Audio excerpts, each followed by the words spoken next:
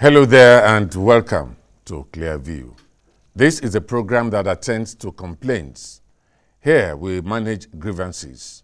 As machinery for the control of excesses, Clearview receives complaints from viewers and our production team gets reactions from relevant individuals or groups for correction and reversal of wrongdoings through fair, proper, and effective means. This program is therefore a credible on-air option for aggrieved Nigerians who are bedeviled with violation of their fundamental human rights and freedom, injustice, corruption, abuse of power, and unfair treatment. Economically, Clearview has the potential of resolving customer dissatisfaction with due consideration and fairness for the purpose of improving service. Now you can reach us through this number, 070-463-50000, or like us on Facebook at www.facebook.com/tvclearview, or follow us on our Twitter handle at tvclearview. Better still, through our email, clearviewinitiative@gmail.com. On each edition, we shall be having guests, as the case may be, to shed light on the complaints that come our way.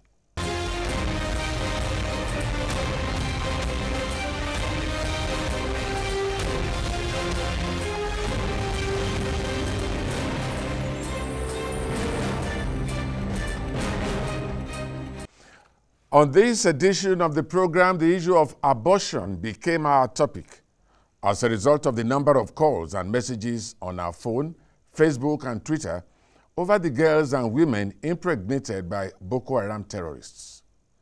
The messages are complaints that the unwanted babies should be done away with. Some even recommend mercy killing. We then sent out a promo requesting for participation. They turned me into a sex machine. They took turns to sleep with me. Now, I am pregnant and I cannot identify the father. That's quoting one Asabe Aliu, a 23-year-old mother of four, rescued from Boko Haram.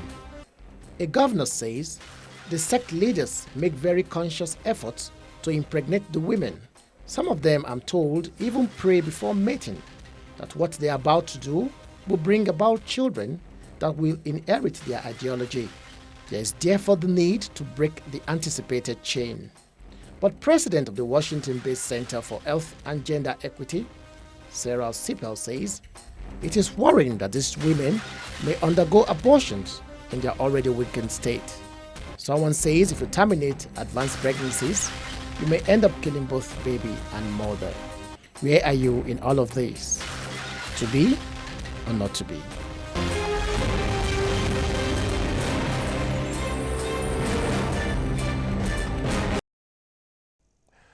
One of the proponents of this theory of getting rid, or rather let's say termination, of these babies is a public affairs analyst, Fabiyi Oladimeji.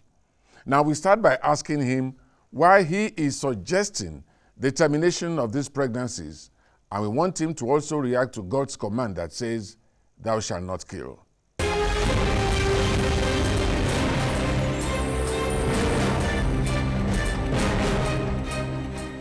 First and foremost, is unfortunate that our girls, we have to find our girls in this situation. And then, but for me, there are so many reasons where I will support or I will advocate for the termination of any pregnancy that may arise from the illicit activities of this Boko Haram with our girls. First and foremost, just like in the introduction, you made mention of the two holy books that prohibits the issue of abortion. Number one, the life of the mother is being threatened. Number two, a situation where when a pregnancy occurs out of wedlock, and in that situation, you can lead to having a child out of wedlock. So one of the particularly Islamic religion referred to that child as a bastard. So, and we are finding our girls in this situation. It's quite unfortunate. We've seen some homes Because when we look at our society, because looking at it from societal angle too, how many parents, how many families will allow their own child to hold such pregnancy, particularly from a terrorist, an unknown person. So a situation where a lady is pregnant and is still within first, second month, or even to third month, that is still in the blood formation. Pregnancy has stages. First is the semen, that's the first stage, before it begins to grow into blood, thick, clot of blood. But if the pregnancy is still at that level, it can be flushed. And this is backed up by a provision in the Hadith of Prophet Muhammad. So again, when you look at it, you can never get married in a Catholic church and with pregnancy. They will never marry you. They will never allow that to happen. So in the situation where we have our girls falling into this situation, I will not support those pregnancies to be upheld. They must be flushed out. They are bastards. They are unwanted pregnancy. There are so many homes today that as a result of the fact that even the person, a parent know that, okay, they know the person who impregnated their child, but they find out that maybe the guy is not a responsible fellow. They say, no, you can't hold this pregnancy. They will flush it out. In contemporary homes in Nigeria today, they find that the guy who impregnated their child is not too suitable for whatever reasons. They will make sure they take the child out and flush out the pregnancy. So how much more terrorists, criminals that we don't know, and probably they did this forcefully out of the wishes of those girls. We cannot, I will never support such pregnancy to be maintained.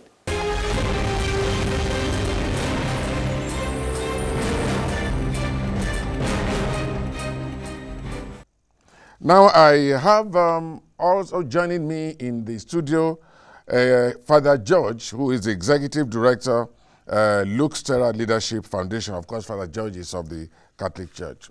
Father, you're welcome to the program. Thank you very much. Now, you heard what Fabi has been trying to say, that this is not the issue of thou shalt not kill, that these babies should just be done away with because of the gene. He spoke about the blood. And how do you expect a terrorist to have a saint? Well, it is unfortunate. There are a lot of issues involved, and it is sad that we have to end up this way of thinking of executing children in the womb. We truly sympathize with the young women who have to go through the agony of rape, go through the agony of bearing children for those who have committed such heinous crime.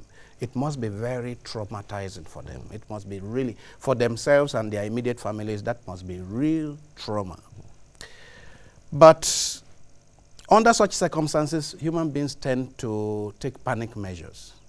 And some of those panic measures may actually lead to greater problems. It will be a terrible panic measure to execute innocent children because they are innocent children. A lot of ignorance is in this area. One, there is the general misconception about the baby in the womb.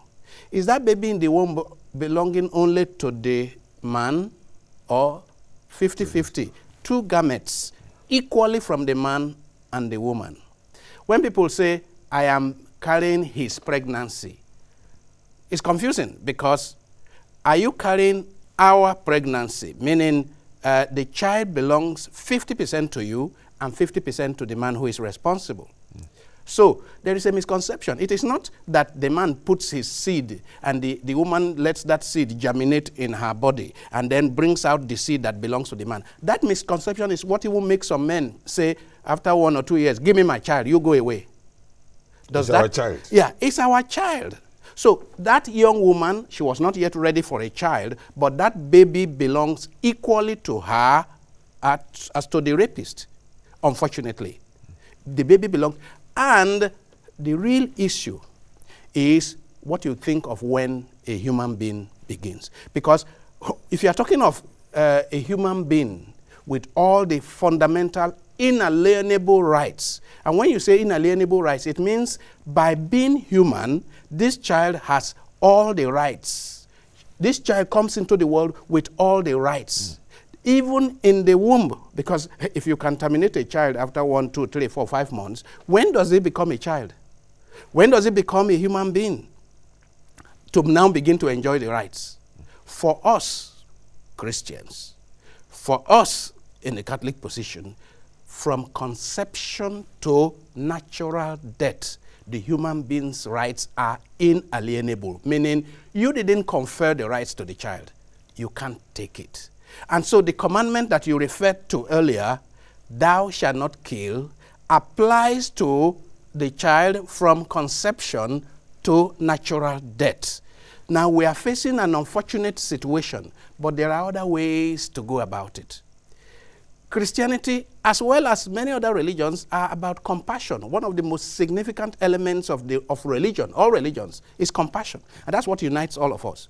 Jesus Christ said, as you did it to the least of my brethren, you did it to me. Matthew's Gospel, chapter 25, verse 31 to 46. As you did it to me, when I was hungry, when I was naked, when I was helpless in the womb, you protected me. So to say that because criminals have done this, another area of misconception is criminality a genetic thing? Is Boko Haram a genetic thing, or is it environmental? To what, even diseases that are genetic, there are elements that are genetic and elements that are environmental. So if my father was hypertensive, I have 40% chance of being hypertensive, but I have 60% chance of avoiding it. So if that child of the Boko Haram person grows up in my house, it's likely 99% chance of his being a Christian, of his being brought up to fear the Lord, of his being brought up to be a good, respectful person, because the environment plays a lot of role. The gene has next to nothing to do with how that child grows up, if he grows up in a good home. So there are very little chances of a child simply because the father that impregnated the woman is a Boko Haram. Boko Haram is an ideological thing. It's not a biological disease. It's an ideological thing, meaning people have certain crazy ideas. And I am saying, I take myself, for example, and say, if any of these young people doing those dastardly things, if they grew up with me in the house where I grew up, they are not likely to have been Boko Haram. Therefore, if any of these children that are now 3 months, 6 months, 8 months pregnancy, if any of them grows up in a different environment, they are likely to be different. Therefore, the argument about the child being a Boko Haram child does not stand. What we are talking about is how do we help these young women psychologically, how do we counsel them, how do we support them socially? Okay. We'll come to that. That is the real challenge that we must come to. And if they don't want to carry these babies, to bear the way the babies are born, how do we arrange for adoption? And I think all religious organizations, we should be available to help to do all that, rather than execute innocent human beings, which is what they are. All right, we ask Fabi Oladimeji, what is the fate of that innocent child that has not committed an offense?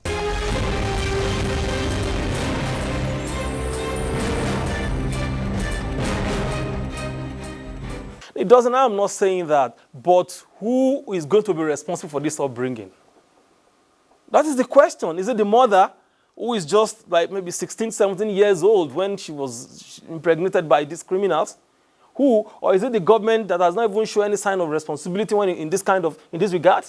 Who is going to, even we've seen children that come out from a good background, and they still go haywire. So what? It doesn't add up for me.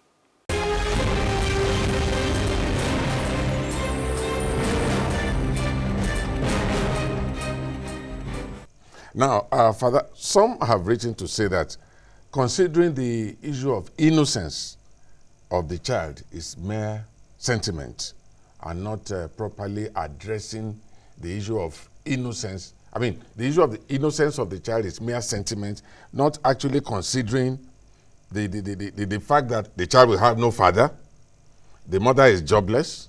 Emotionally, one even wrote to say 9 cases out of 10, she may never love the boy or girl. It is unfortunate. Our society has become very violent in thinking. Our society, I mean, look at where we are coming from. Traditional society, many children had no fathers that they knew, no mother that they knew, but the society brought them up and they became something. I mean, people have forgotten that some of those who have achieved the most in this world never knew their fathers or mothers. Jesse Jackson never knew his father or mother, or at least never knew his father. And many internationally renowned people never got to know their father or whatever. And the society, some adopting parent brought them up and they became, you know, wonderful. So to say that because, I mean, there are people that have been, young people that have been adopted as children whose mothers are mentally deranged. And nobody knows who impregnated their mothers. People have adopted such children, and such children have turned out to be wonderful people. Such children have turned out to be, to reach the height of achievements in life, in domestic life and in career life. So clearly, what Nigerians are being called to do now is to recover what is called compassion. It is not just, actually, it is more of sentiment to say, oh, yeah, these people are suffering a great deal, they have suffered a great deal. That is where the sentiment is. Now, the real issue that is not of sentiment, that is of fundamental human right, is the issue of the innocence of the child. That is the one that is on principle. That is the one that is fundamental violation. If you go to execute this innocent, we will have blood in our hands. We will have innocent blood in our hands should we go to execute these innocent people. Is there nothing we can do to support these girls? There is a lot that we can do. They don't have to raise these children. Society can adopt these children off their hands. Church groups can adopt these children off their hands. And there are people who are waiting to adopt children. And they wouldn't mind adopting these children because more people know in society than those who don't know that these children don't have Boko Haram written in their genes. More people know, are aware of that. And those who call for execution of people in the womb, I don't know. Science has provided us today with graphic pictures of babies in the womb. With today's ultrasound scan equipment, you can see the human being in the womb. You mean anyone can actually be comfortable thinking of killing these children who will be screaming as they are being murdered? And yet, many of us go to church, we go to mosque, and it says, thou shalt not kill. You mean anybody can actually, you can actually approve that this should go on, and yet, every day we are enjoying God's mercy. These children have done nothing. They are innocent. And they are the product of both the woman, unwilling though, but both the woman and the man, like I said, 50-50 contribution to have this child. It is not just 100% result of the seed of the man. No, it's 50-50. And this is where society needs to come up and assure these young women that we shall take this child off you if you do not want, and we will take care of this child. You can forget that you ever had a child, but we will take these children out of you. And I call on various groups, humanitarian groups, churches, and so on, to arrange for the adoption of these children rather than contemplate. Even to contemplate killing these children is, for me, it will give me a nightmare. So you want us to dismiss the fact from some advanced countries that abortion will check population explosion? So if people are too many and you want to use abortion, then you can go further. Kill poor people off so that the rich can have more. Kill old people off. I hope you know that this whole promotion of abortion is related to what led to the Nazi regime. It is the study of eugenics. The whole study of human beings, they talk about higher races and lower races. Higher levels of human beings and lower levels of human beings. For us who believe in a God of the poor are actually more precious in the eyes of Jesus, as you know. He says, they are the least of my brethren. Jesus constantly went towards the poor. This ideology of reducing the population of the poor. Nobody is talking about reducing the population of the rich people. Actually, at this very time when there's a lot of campaign to stop the population of the poor, they are bribing them in rich countries to have children.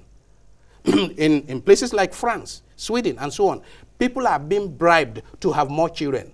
They are being given paternal leaves, meaning your wife is pregnant, your wife is expecting a baby. Not only your wife takes maternity leave, you take paternity leave also. These are all to encourage people to have more children.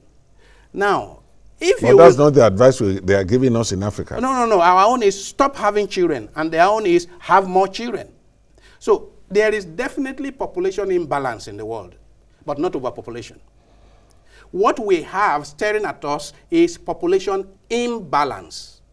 The Caucasian race, for example, left Europe, occupied the whole of North America, killed off most of the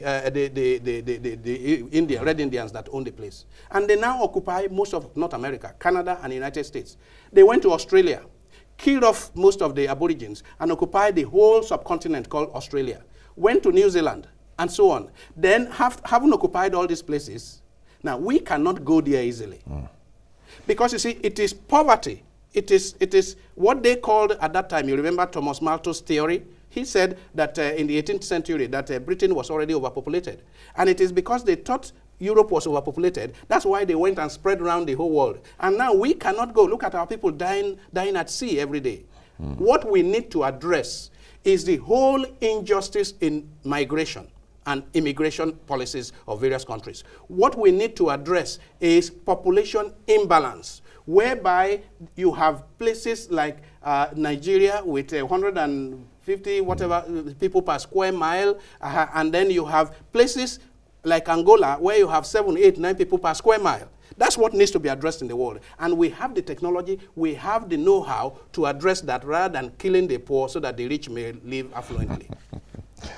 Well, the program is Clearview, and my guest is Father George of the Catholic Church. He is the Executive Director, Lux Terra Leadership Foundation. Before he goes, I have another question for him. And after all said and done, and the child is here, having survived termination, so to say, what is the role of government? You see, in our society, what we have lacked all the while, and I do hope that the new government will begin to address it, the whole question of social welfare. I hope you know that these young women, if they were in England, they are entitled to, as they are expecting a baby, they are entitled to a council flat. They are entitled to a council flat and some stipend every month by government arrangement. And by the way, that arrangement in many countries in Europe came out of Christian civilization. As you did it to the least of my brethren, you did it to me. Now, so all that culture, what has become the culture of social welfare in Europe today, they got from Christian training. Now, we need some of that. They say a civilization, how you measure a civilization is not how many skyscrapers that civilization has, but how that civilization takes care of the least, of the poorest, of the handicapped, of the child in the womb, the most vulnerable. I mean, who is the most vulnerable person? It's the child in the womb that cannot help himself or herself, or the handicapped person, or the old infirm person in the village. These are the most helpless people. How the society treats these helpless people, that is what is the measure of high level of human civilization. Not how many billions do our rich people have in their accounts, how many skyscrapers we have. That's not the measure of civilization. So our new government and all the governments that we follow, we should look into providing for the least and for the poorest. But in the meantime, churches, mosques, Islamic groups, Christian groups are called to take on this responsibility and fill the gap while our government is not yet able to provide social welfare for these poor people. This is where humanitarian organizations and churches and mosques must step in. Well, I really thank you, Father George, for coming on to the program. In fact, you've actually done justice to this. In Nigeria, the Islamist terrorist group Boko Haram has released women and girls from captivity. Some are pregnant. Since 2009, the terrorist organization has been capturing, raping, and sometimes forcing them to marry. On the program, we have been looking at whether or not the babies from this mating should live or aborted. Well, that will be all on this edition of Clearview, and my guests have been a public affairs commentator who I have been speaking with earlier on, Fabi Oladimeji, and of course, Father George has been with me in the studio. Well, it is not compulsory we bring the two together, because you might be saying, why did we separate them? This is not a debate program. With further submission, we hope we have been able to clear the view why these babies must not be aborted. Father, thank you once again for coming on the program. Thank you. Thank you very much. Thank you. Until next week, I say bye and thanks for your time.